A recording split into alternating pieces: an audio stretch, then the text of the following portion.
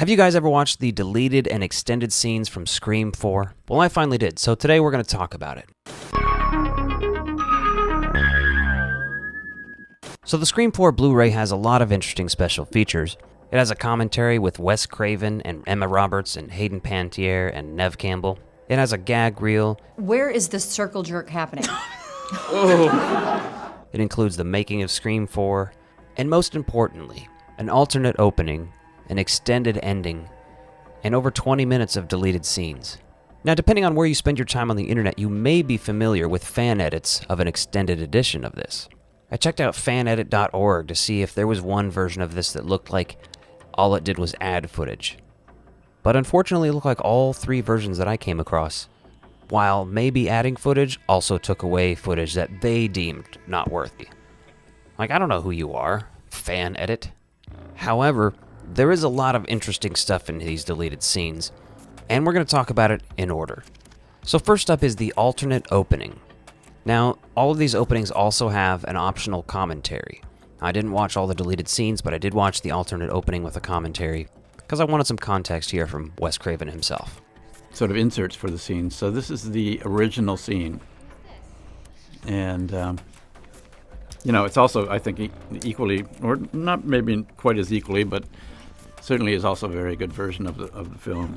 So the alternate opening starts with Marnie answering the phone, her friend doing that prank ghost face voice for her, Marnie faking her own death downstairs. Marnie!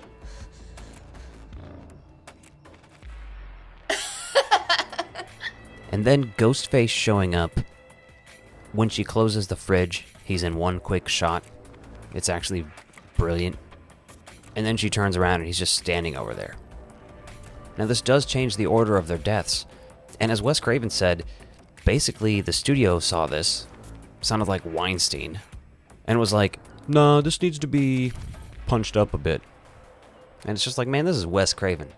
Let him Wes Craven, you know? I've seen a lot of people say after they've seen this alternate opening that they prefer it. Now, to me, the opening of Scream 4, the most iconic part is the fake-outs. That's my favorite part of it. So if those fake-outs led into this, and that's what I originally saw, I would probably think it's fucking masterful.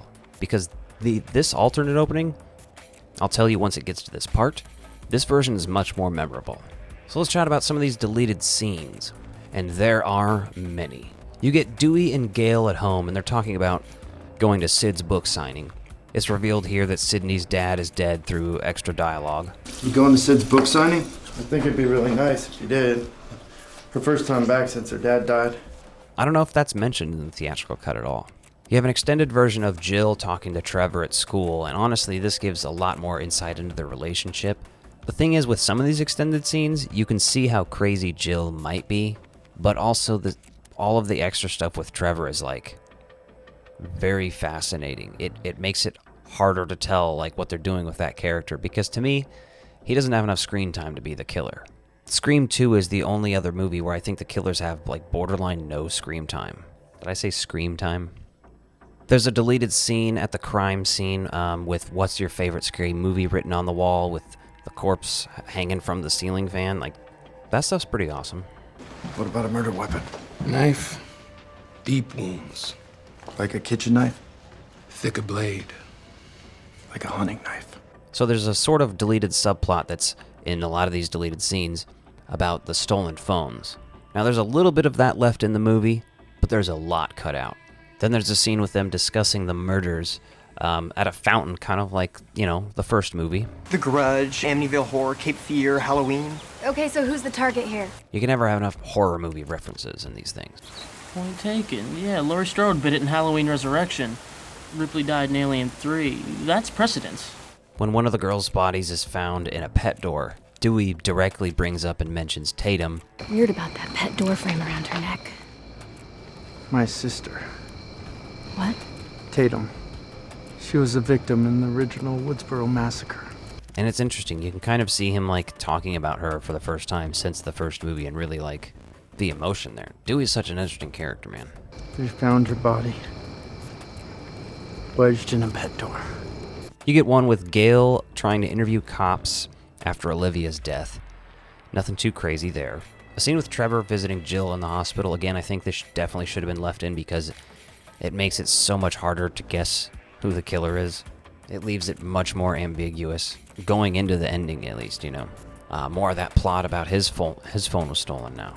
Something kind of interesting, Sid and Gail are talking in the hospital, and one of Gail's lines has not yet been ADR'd. Because if you're with me, tomorrow we're going back to Woodsboro High. I think your fanboys at the cinema club might have some answers. If it helps find whoever did this, whatever it takes. And they just have it like dubbed in with someone else. There's more with Kirby walking in the hall with Robbie and Charlie. She's flirting with Charlie, of course. They're talking about the Stabathon. You do like horror movies, don't you? All right, send me an email. Maybe I'll show. You like that, don't you? Suspense. Yes, I do. There's footage of them showing up to the barn to set it up. Trevor and Jill are outside in her car looking for the phone. Like, honestly, most of this stuff just works, and it's a shame that it's not in the film.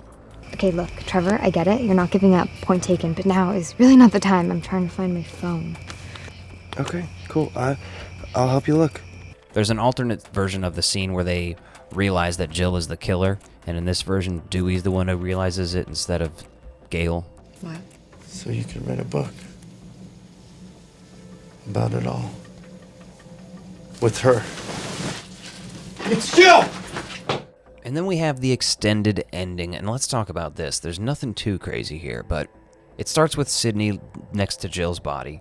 The news reports outside talking, yada, yada, yada. And then we go back in the hospital, and we see Dewey and Gail go visit Sydney. She's doing fine. Feel free to take a lemon square. They're next to her bed. Talk about writing a book. Maybe we should do it together. Lemon Square? Don't even think about it. Hiding in here is a better version of Scream 4. And that's crazy to say, because just based on these scenes, which I may have watched before, but I've never really gave too much thought into, you know? And somebody had mentioned in my Scream 4 4K video I put out recently that you should watch like the assembly cut or whatever, or the extended edition. I was like, there is an actual one released though. There's not. So there's only fan edits. But even then, you know, Wes Craven himself isn't here to edit it, and the clips aren't that high quality. I'm not about to upscale that shit. Let me know what you think. Should there be an alternate version of Scream with all this extra stuff included? Should they do one officially? Because personally, I really don't think they should without Wes Craven. Nevertheless, I still think it was really fun to check out, and if you have the means, highly recommend going through all of it. Quick thank you to my channel members and Patreon subscribers. If you want more ectoviolence, including exclusive videos and behind-the-scenes content, become a member by clicking the links in the description below.